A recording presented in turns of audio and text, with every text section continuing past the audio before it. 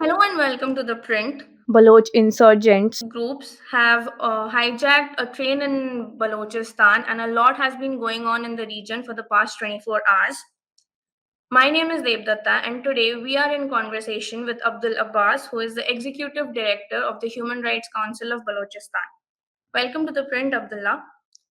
Let me start by trying to understand your position. So much has been happening in the past 24 hours in Balochistan, from political leaders in Pakistan to activists. Everyone had been warning the government of such an uprising. According to many, this is also a significant development which proves that the insurgency in Balochistan is no longer a low level insurgency or a low level resistance. What do you think about it? What is your perception on it? What is your reaction to the entire situation that is unfolding right now? First of all, thank you, Dibdatta, for having me. I mean, this is undoubtedly a significant development, but one should not mistake it for an isolated incident that emerged out of nowhere. Balochistan has been struggling for its rights since its forced annexation by Pakistan, and for the past 25 years, there has been a persistent uprising against the state brutalities.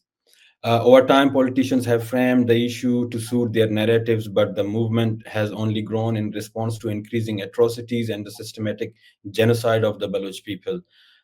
For years, we and other peaceful activists have warned that if the state continues its genocidal policies in Balochistan, denying people even their most basic constitutional rights, there will be consequences. When people are pushed to the edge, they are left with no choice but to resist. And history has repeatedly shown that oppression breeds defiance. No matter how powerful a state may seem, it cannot permanently subjugate a people. The ultimate power lies with the people, and this is something that Pakistan government must come to understand. Following up on that question, how much of the Pakistan government's policies right now, or like you said, since the inception of the country being a forceful annexation, how much of their policies have today to this day led to the rise in greater armed resistance in the region? And how do these instances then affect the local Baloch population?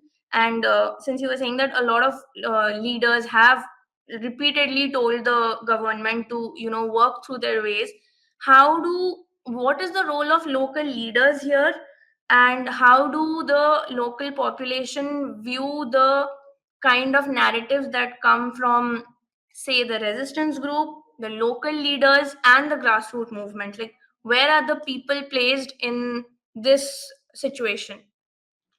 I think whenever the people of Balochistan have demanded their rights, the state has responded with violence. In the 1970s, military operation led to an estimated 25,000 deaths, according to some accounts. That has never been investigated, and in Pakistan, there is no accountability for the armed forces. They are completely absorbed. After the year 2000, the policy of enforced disappearances and systematically adopted and continued to this day. Since 2016 alone, more than 7,000 people have been forcibly disappeared.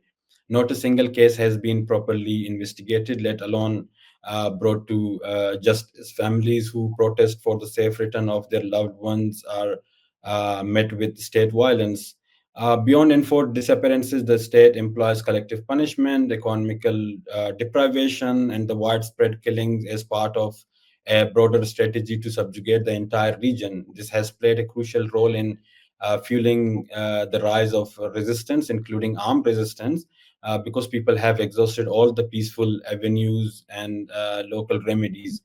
Regarding the local politicians, there is a in Balochistan there exists like two kind of politician. The one who really represent the people. The others are like the current CM and the current government, who are the beneficiaries of the war. They have been shaping narrative for their own benefits and has been lying to their own people. For example, since yesterday, the CM of Balochistan and the entire state machinery, including the media and politicians across the political spectrum in Pakistan, has been engaged in disinformation in a situation where, as claimed by the Baloch Liberation Army, the lives of 214 individuals are at stake. The media and politicians are outright lying to their people, keeping them in the dark about the reality on the ground. It is complete disregard for humans' life, and the local population, especially the one who are being supported by the government or the one who haven't come from the votes of the people. The people like Sarfraz Bukti in particular is a direct beneficiary of the situation in Balochistan. Just look at his political background. Since 2008, there hasn't been anything resembling to a true electoral process in Balochistan. Rigging assumed that there was a process which was manipulated, but in Balochistan, the military decide outright who will enter parliament and who will not. These people are not coming to power through the people's vote. Why would they prioritize public welfare? Instead, they serve and protection and protect the military's interest, because that is what guarantees their political survival. And these people are not representing the people, and that's why that does not have much impact on the people and the resistance movement in Balochistan. Do the local people then look up to these resistance movements, or do they expect some kind of redressal of their grievances? Like you said, there's a lot of extrajudicial killings, there are enforced disappearances. So, does the local Baloch population then view them as an alternative to this government? I think the government policies have so far failed to address people grievances in Balochistan, particularly the crimes against humanity that are being perpetrated on the people of Balochistan. And the resistance movement is, of course, they are offering an alternative. And since they are not in the government, they are not in the position to address people grievances. However, they are saying that all these problems lies because of the historical the reality of Balochistan with Pakistan and the way Pakistan has been dealing Balochistan as a colony. So the alternate solution for the people of Balochistan is to get rid of the Pakistan government and the Pakistan as a state, which they say like it's a liberation movement. So of course, people, when the local remedies have failed to address the people, the constitution have failed to protect the people's right, the international mechanism has so far failed to hold accountable the Pakistan government, which on the convention which Pakistan is a state party on international avenues. So of course, people will look towards the alternative, and so far the only alternative the people have is the resistance movement that's going on in Balochistan. So people of course that's why also you see a very immense rise in the armed movement and also in the resistance movement when it's come to the peaceful movement in Balochistan. So yes, I would say. Right. Coming to that, like you said, the peaceful resistance movement. So, in recent years, Balochistan has seen new democratic movements like the Baloch Ekjati Committee, which is quite well known and is led by Marang Baloch, who is quite a prominent figure. And like you mentioned before, that the military has a long history of enforced disappearances and judicial killings, and movements like BYC has actively protested and brought it to the fore.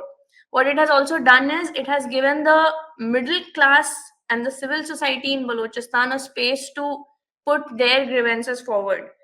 Given that the incidents that have happened in the past 24 hours, do you think that the crackdown on these democratic movements will be seen going ahead? And how much will these attacks impact these movements? And do you think that the Pakistan military will then try to use brute force to suppress or quell these movements? I mean, Baloch Yakjehti Committee in particular, there are other civil rights movement in Balochistan, but Baloch Yakjehti Committee rose in the recent years as the representative of the people of Balochistan.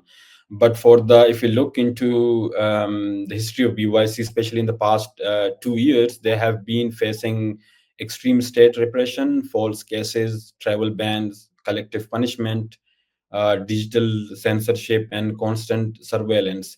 The state has shown no willingness to respect the people's will so far, and especially if whenever an event happened like this, I mean, the Baloch Yekjehti committee have been mobilizing people, but you never see anything about the genuine grievances of Balochistan in the mainstream media of Pakistan. And not only that, but media in the mainstream media is engaged in the disinformation campaigns to defame the leadership of Baloch Yekjehti committee. There has been campaign, and if you look into the last 24 hours media campaigns, and the people who were on official position on the social media, the way they are writing about Baloch Yekjehti committee, it's so disgusting, and to some extent it's also genocidal. And whenever such events happen, as the hijacking of the train, that's the only time when the Pakistani media, the politicians, all across the political spectrum, all of a sudden just realize that there is a problem in Balochistan. And to deal with that problem, the only solution they have is to use the force to suppress those voices. They have been doing it for several years, even before the Baloch Yekjehti committee. There have been social movement in the form of Baloch Student Organization, which is banned in Pakistan, Baloch National Movement, Baloch Republican Party. They were the civil rights movement in Balochistan, which were suppressed. Their leaderships were kidnapped, forcibly disappeared. Some of them are still missing. Others were killed. So the only way that the Pakistan government and the military understand is to use the force, and there is no consequences after using force in Balochistan. And there have been building this narrative and shaping the narrative of the local population in Pakistan against the Baloch population, the dehumanizing language they use against the people of Balochistan, the profiling of Balochi students in other parts of Pakistan is the direct result of the state propaganda and the state campaign of disinformation towards the Baloch movement, and also especially the civil rights movement like the Baloch Yekjehti committee. However, in recent years, especially after when the social media became a platform for several movements across the globe. The Baloch people also using the social media to for the maximum outreach. The social media has broke the hegemony on the information, so that has helped to connect with the people of with other parts of Pakistan. I think that is something positive. And there is also a realization among the people across Pakistan that the military policy has been failed. It's not for the benefits of the people. It's more about the commercial interest of the military. And it's happening.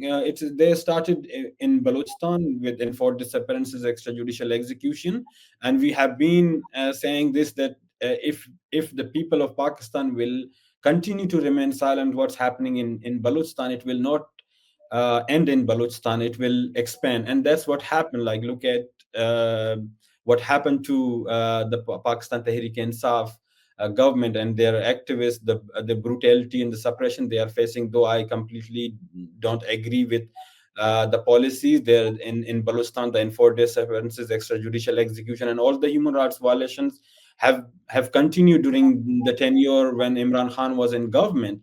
But the suppression is there in Punjab also. It's also there in Sindh, and KPK, Khyber Pakhtunkhwa, and Balochistan have been the testing ground of the military as always. So of course there is there is a concern that there will be more suppression, particularly towards the Baloch Executive Committee, but that has been failed in the past, and that will also fail now, because you cannot subjugate an entire region. People, I think the thing that the Baloch people have learned is how to resist, and we will continue to resist. So, Abdullah, like you said, that the various resistance movements have also been, dismissed by the government. They have been labeled as miscreants, they've been labeled as anti state. Do you think that there is a shift now? Do you think that these kind of resistance movement might be able to bring about a larger political shift, or maybe, like you said, that make the government sit up and take notice? Or will it not be like, will it just be yet another move? What do you think? In my view, of course, these political movements have mobilized thousands of people. They managed to mobilize entire Balochistan. They have the other people who are also being suppressed in other parts of Pakistan have looked towards the Baloch movement as an example of resistance. They are also resisting, and that the narrative and the years long narrative building and narrative shaping from the military is no more relevant to the people, because it's happening all across Pakistan. Though Balochistan and KPK are, as I said, as the center of the most of the human rights violation, it's happening on a very large scale. But it's also happening in other parts of Pakistan. These political movements have managed to convince the people of Pakistan that it's up to us. Either we will continue to suffer separately, or we have to come together against the military and the state. And some of these ruling parties, some one time one is in jail, other is ruling, the other one goes to jail, and the other one who was already in the jail come and become the prime minister. So that's happening all this time. So far, the approach of the Pakistani government, and particularly the military, I'm continuously saying the military because that's the institution that run the country. So far their approach has not changed. I haven't seen any change in their approach. They are continuously lying to their people. Even in the middle of this situation, they are continuously lying to their people. For the last 24 hours, they have continuously lied to their people in the past on different incidents. So the approach from the government side has not changed, but it's up to the people that if either they continue to suffer separately, or they have to come together and fight against the military and the state, and especially the few ruling parties they are who continue to shield uh, the interest of the military, because that's what guarantees their political survival. So, there are two major factors in Balochistan. Of course, there's the Pakistani military, but even there's a lot of local and armed resistance towards the Chinese involvements in the region. So, building upon that, what are in the Balochistan region, what are the implications of the China-Pakistan Economic Corridor, or CPEC, on local Baloch communities, and how has the Chinese involvement led to a larger insurgents movement in the region, given that the Gwadar port and the lack of employment opportunities for the locals who say, or who claim, that they have been robbed of their resources, they have been robbed of employment opportunities, they are not able to travel freely within their own region and have access to their resources.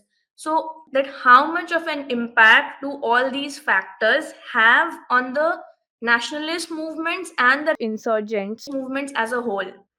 I think there is a huge impact on the resistance movement by the international investment.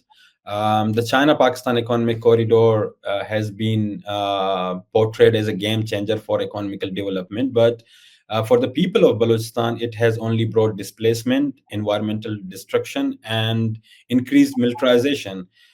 Instead of benefiting the indigenous population, CPEC has become a tool for exploitation, further deepening the marginalization of the Baloch people. The most visible impact is the mass displacement of locals, especially in Gwadar. where entire communities have been uprooted to make way for the infrastructure projects, and also in the Cage district and Awaran district, where the CPEC highways are passing. Entire communities have been uprooted from these areas to just pave way for these highways. Fishermen have who have relied on the sea for generations have lost access to their livelihoods due to restriction imposed around the port. The so-called development has not translated into jobs or opportunities for the local people. On the contrary, it has excluded them entirely. The benefit of CPEC are reaped by Chinese companies, the Pakistan military, and the selected elites, while the Baloch population is pushed further into poverty. Beyond economic exploitation, CPEC has led to an alarming increase in militarization. Security forces have intensified operations under the pretext of protecting CPEC project, resulting in more enforced disappearances, extrajudicial execution, collective punishment against locals. Villages near project sites have been raided. The entire families have been forced to flee their ancestral lands. The Pakistani state treats Balochistan not as a region to develop, but as a colony to extract resources from, without any regard for the people who live there. Um, Additionally, environmental destruction is another devastating consequence. The extraction of resources like gold, copper, and coal, often without proper environmental regulations, has led to severe ecological damage. Water scarcity has worsened, and marine life has been disrupted, further impacting local livelihoods. CPEC is not development for Balochistan. It is occupation disguised as progress. The Pakistani state, in collaboration with China, has prioritized profit and strategic interest over the rights and well-being of the local population. The people of Balochistan have resisted this exploitation. Their opposition is not just about losing land; it's about survival, dignity, and the right to decide their own future. So it has fueled the resistance movement. So, Abdullah, just going ahead, I just have one last question for you. Building upon all of this is, given the incidents of the past 24 hours, what do you think are the next steps for ensuring peace in the region, and how should the, the, like you say, the ruling establishment uh, have kind of a dialogue with the people, or try to understand their side of the issue? What do you think should be done going ahead, keeping in mind the well-being of the people of Balochistan and what they need and they demand? I think at the moment, especially with this current situation, it's completely up to the government and the people who make decision in the back scene.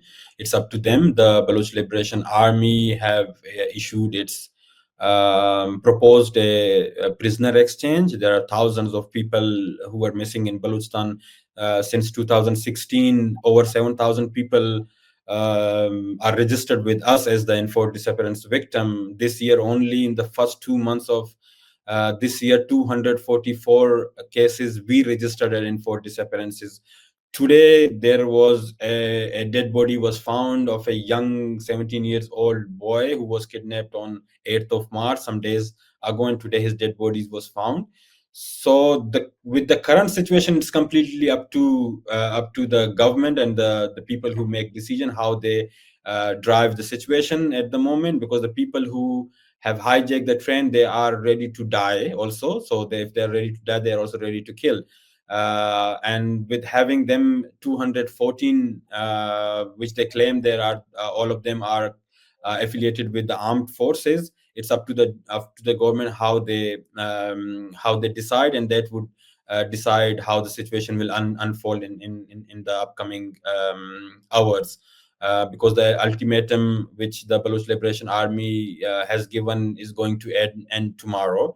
Um, uh, but Other than this current situation, the way forward is, in simple terms, it's always about negotiation, it's always about dialogue, it's always about political solution. No matter how many years, if you are fighting, killing each other, in the end you have to come to the table. That's where the negotiation starts. There where the political adjustment or compromises begin. And if the government, the power, the people who have the power, particularly the military, if they think they will continuously with the power, using the power of the military, they can continue to suppress the entire population, I think they have miserably failed in the past. They will fail now, and they will also fail future.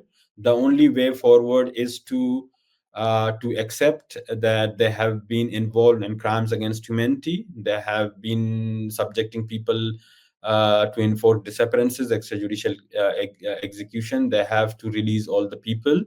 They have to, the justice is important, including the accountability of those who have been involved, because not this current it's not these current years which we see the rise of the state brutalities and suppression and violence. It's been going on for the last 76 years since the annexation of Balochistan to Pakistan. So in the past, when an institution know that they can commit a genocide without having any consequences, they will continue to do that. And that has been the case in Pakistan. The military know that they will not never be held accountable. That's why they continue to do so.